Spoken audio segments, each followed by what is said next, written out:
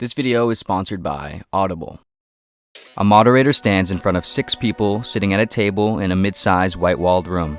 The rules of the game are fairly simple, he says. You take turns rolling 2 virtual dice. The combined number you roll is how many spaces you move forward on the game map. He points to a map on a large screen at the front of the room, which is also displayed on much smaller tablet screens in front of each player. Along the map, there are spaces, the moderator goes on with. Most of them are empty spaces that you just travel across. Some spaces, however, are called fortune spaces, each of which has a number on it. Land on one and your player moves forward the number you initially rolled times the number labeled on the space.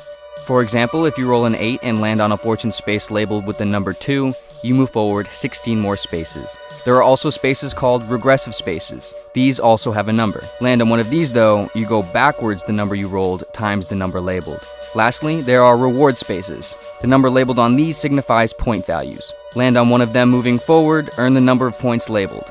Land on one of them moving backwards off a regressive space, lose the number of points. The further forward you go on the map, the larger the point values get. Got it? The players nod their heads in agreement.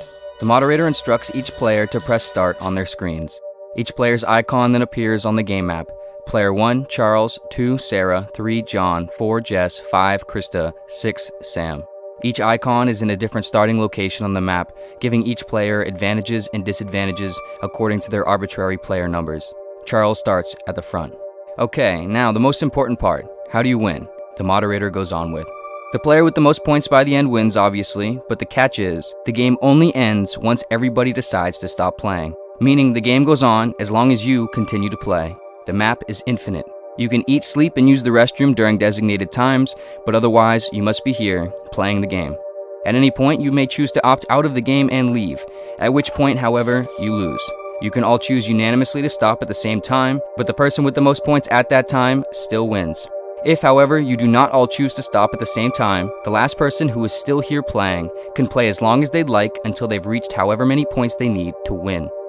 The moderator pauses and looks at the group of players. Questions? He asks. The players look back at the moderator, then around at each other. They say nothing. Good, let's begin, concludes the moderator. The moderator instructs Charles to go first. He presses the roll button on his screen and rolls a 4 on one dice and a 3 on the other. His icon moves forward 7 spaces. The rest of the players, in order front to back, follow suit. They go around and around, each player rolling the dice, getting excited about each collection of points and upset about each loss. The fortune, reward, and regressive spaces are spread out just enough to be uncertain and infrequent, but just close enough to keep each player engaged and on the edge of their seat, hopeful that at any moment they'll jump a massive distance and take the lead, and fearful that at any moment they'll fall back a massive distance and lose everything. By the end of the first day, Charles is in the lead with the most points, then John, Sarah, Jess, Sam, and last, Krista. 2 more days go by. All the players are still in. They are all bored and anxious, in a constant back and forth between wanting to leave and stay, resulting in an inertia that keeps them all in the game. Inevitably, tensions have increased with time as players have begun to more tightly associate their identities with their positions in the game. Charles has been in the lead since the start of the game and is holding it over everyone's head, emitting a sense of superiority and importance and eliciting spite from all the other players as they grow increasingly annoyed by him, yet desirous of being in his position. It's John's turn. He rolls a 3 and a 2. He moves forward 5 spaces, hits an 80x fortune space, moves forward another 400 spaces, and collects 16,200 points, putting him in first. He boasts with pretension and animosity towards the other players, especially Charles. Charles tells him to shut up and sit down. John moves towards Charles and asks, "Or what?" Charles jolts up and gets in John's face and says nothing. John is suddenly frightened, not expecting Charles's reaction. John puts all his effort towards not showing his fear outwardly and pushes Charles away from him. Charles seizes the opportunity to release his pent-up energy and boredom and lunges at John, taking him to the floor, pinning him to the ground in a position that partly chokes John. The moderator watches as they struggle.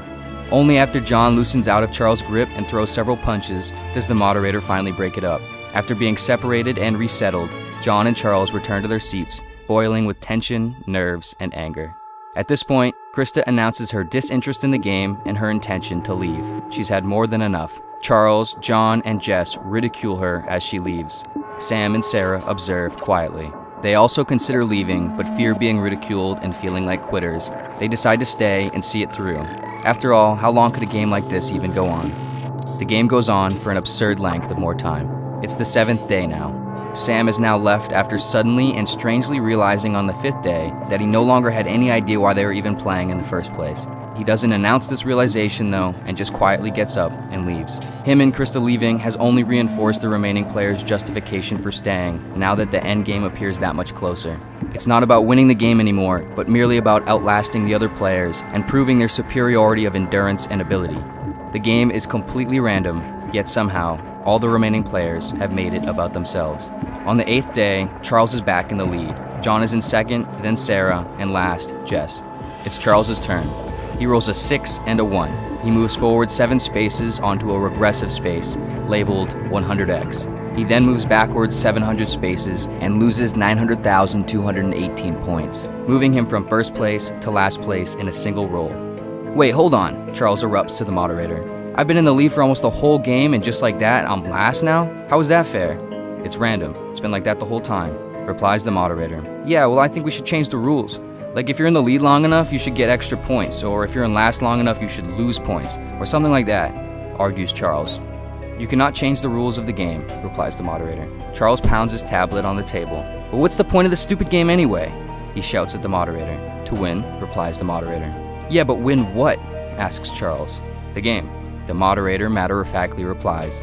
What do you mean the game? I mean, what do you win by winning the game? Charles goes on with. Nothing, replies the moderator. The whole group pauses for a moment, as if suddenly stricken with the collective realization that they had been duped into spending all this time playing a game without even knowing why or how they got there. One by one, all the players decide to opt out. They get up from their seats and walk towards the exit of the room.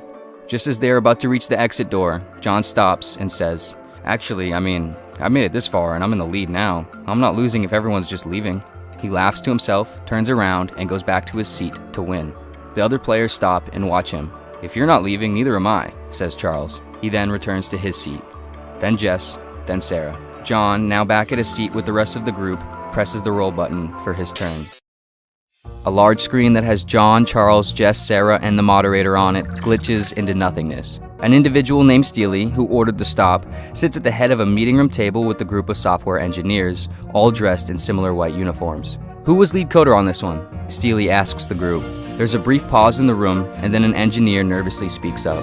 That was me, sir. How the hell did you fix the realization problem for 4 of the personality types? Steely asks.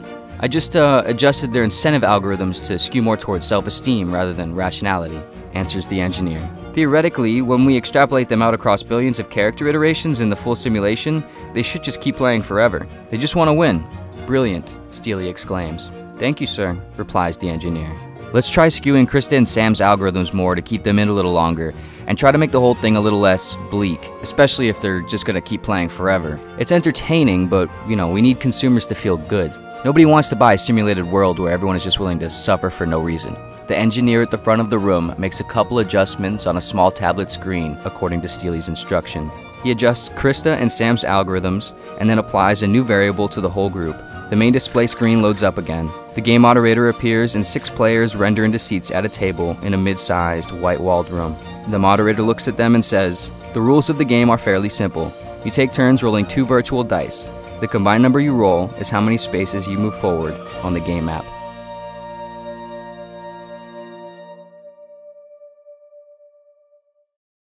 This video was sponsored by Audible. Audible has the world's largest collection of audiobooks with titles from nearly all genres, professionally voiced by actors, authors, and speakers like Dion Graham, Mel Robbins, and Will Wheaton, to name a couple. Audible has bestsellers, classic fiction, philosophy, business, self-improvement, memoirs, and more, covering just about any area of interest. Currently, Audible members get more than ever with 3 titles every month, including 1 audiobook and 2 Audible originals that you can't hear anywhere else. Audible members also get free access to the New York Times, Wall Street Journal, and Washington Post, as well as unlimited access to more than 100 audio-guided fitness and meditation programs, all delivered daily through Audible's app. Whether it's during a commute, at the gym, on a walk, or anywhere, the Audible app can be accessed from any device, picking up right where you left off, making audio learning and entertainment easy and convenient. Audible also offers free audiobook exchanges, credits that you can roll over for a year, and a library that you can keep forever, even if you cancel. Visit audible.com/pursuitofwonder or text Pursuit of Wonder to 500-500 and you can start listening today with a 30-day trial and your first audiobook plus 2 Audible originals for free. If you're interested in science fiction, they have plenty of great titles, including classics by Aldous Huxley, Isaac Asimov, Frank Herbert, Kurt Vonnegut, and many more. One title in particular worth checking out if you have not already is Player Piano by Kurt Vonnegut. Player Piano was Vonnegut's first novel written in 1952, however the ideas and topics in the novel are arguably more relevant now than ever. Set in a dystopian-like future, Vonnegut explores the relationship between technological automation, economic efficiency, and the human need for a sense of purpose. The story is frighteningly close to reality now, with the implications of AI and job automation only becoming more relevant, making the novel a fascinating time capsule of humanity's entrance into modern technology. Again, if you're interested, visit audible.com/pursuitofwonder or text Pursuit of Wonder to 500-500 and explore all the stories and information Audible has to offer.